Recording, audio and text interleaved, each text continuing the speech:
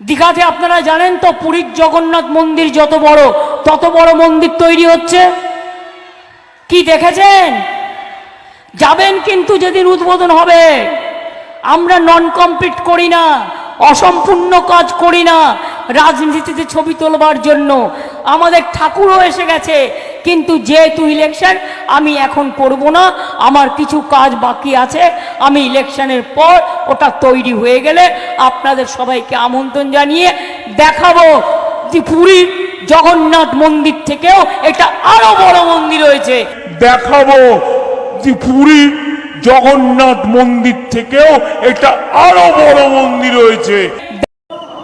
আপনারা দেখতেই পেলেন যে মমতা ব্যানার্জির কীর্তিকলাপ, যে পুরীর মন্দির এত দিন ধরে একটা বিখ্যাত মন্দির, সারা ভারতবর্ষ কেন সারা ওয়ার্ল্ডে পুরীর মন্দির বিখ্যাত, যেখানে পুরীর মন্দির নিয়ে অনেক তথ্য, অনেক কিছু, অনেক অলৌকিক ঘটনা জড়িয়ে আছে পুরীর মন্দিরকে নিয়ে। আজকের সেই পুরীর মন্দিরকেই ছোট করছে মমতা ব্যানার্জি। কেন? কারণ একটা সময় এই পুরী মন্দিরে মমতা ব্যানার্জিকে ঢুকতে দেওয়া হয়নি, সেই কারণে কি? এটা দেখে শুধুমাত্র এটুকুনি বলা যায় যে আমাদের রাজ্যের মুখ্যমন্ত্রী মাননীয় মমতা ব্যানার্জি, সে যে নিজে কি বলছে, সে নিজে কিছু জানে না, এটা প্রমাণ।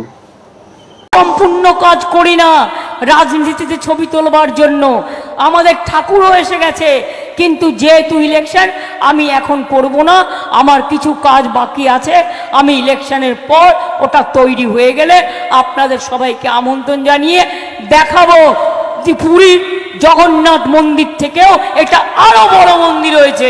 দেখাবো যে পুরীর জগন্নাথ মন্দির থেকেও এটা আরো বড় মন্দির হয়েছে। আমাদের ভিডিও ভালো লাগলে লাইক এবং শেয়ার করুন। কমেন্ট সেকশনে গিয়ে জানান আপনাদের মতামত।